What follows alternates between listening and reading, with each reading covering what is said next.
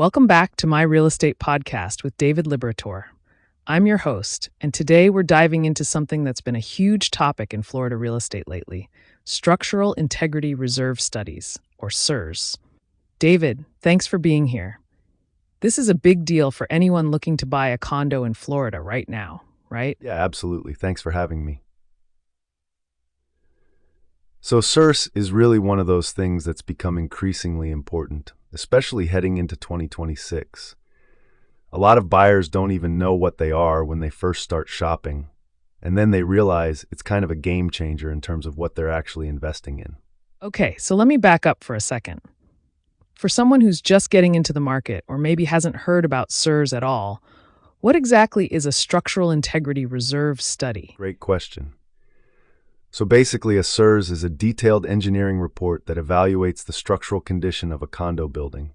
It looks at things like the roof, the foundation, the exterior walls, the concrete, all those major structural components. The study estimates how much money the building needs to set aside to cover repairs and replacements down the road. It's really about understanding the health of the building you're buying into. Oh, wow. So it's not just like a quick inspection. It's actually a pretty comprehensive look at the entire structure. And I'm guessing this became a bigger deal in Florida after some of the condo collapses we've seen? Exactly. That's the catalyst. After Surfside and other incidents, Florida really tightened up the regulations around condo oversight. Now, buildings have to have these studies done, and they have to be pretty thorough. For buyers, it means you're getting a much clearer picture of what you're actually buying and what kind of financial obligations might be coming down the line. Right. So as a buyer, why should I care about the SIRS? I mean, I'm just buying a unit, not the whole building, right? That's the thing, though. You kind of are investing in the building. If the SIRS shows that the building needs major repairs and the reserve fund isn't adequate, you could be looking at special assessments. That means the homeowners association is going to come to you and say, hey, we need $50,000 or $100,000 per unit to fix the roof or the foundation. That's on top of your mortgage, your regular HOA fees, everything. It can be a real financial shock. Oh man, okay, so that's huge. You could think you're getting a good deal on a condo and then boom, you're hit with this massive assessment. So what should a buyer actually be looking for in a SIRS report? So you want to look at a few key things.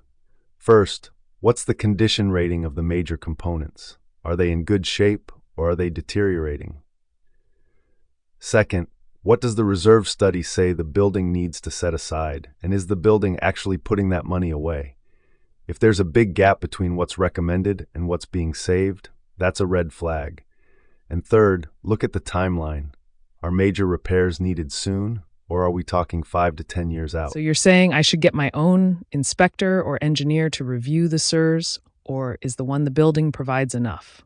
I definitely recommend having your own person look at it. The building's SIRS is a starting point, but having an independent engineer or real estate attorney review it gives you another perspective. They can spot things, ask questions, and really help you understand what the financial exposure is. It's worth the investment before you commit to buying. That makes total sense. So heading into 2026, are we seeing more buyers actually asking for these reports, or is it still kind of a surprise when they come up? It's definitely becoming more mainstream. Educated buyers are asking for them up front now, but there are still plenty of people who don't know to ask or don't understand why it matters. That's why it's so important to talk about this stuff. Knowledge is really your best protection in the condo market right now. Yeah, I love that. All right, so final question. If someone's looking at a condo and the SIRS shows some concerns, does that mean they shouldn't buy? Or is it more about understanding the risk? It's definitely more about understanding the risk and pricing it in. A building with some aging components isn't necessarily a bad buy, but you need to know what you're getting into. Maybe you negotiate a lower price to account for the upcoming repairs, or maybe you decide the financial risk isn't worth it. But the worst thing you can do is buy blind and then get surprised. David, this has been really helpful. I think a lot of people are going to listen to this and immediately ask their real estate agent for the SIRS on their next condo showing. Thanks so much for breaking this down in a way that actually makes sense. Thanks for having me. Yeah, just remember, the SIRS is your friend. It's there to protect you. Do your homework, ask the questions, and you'll make a much smarter decision in the condo market.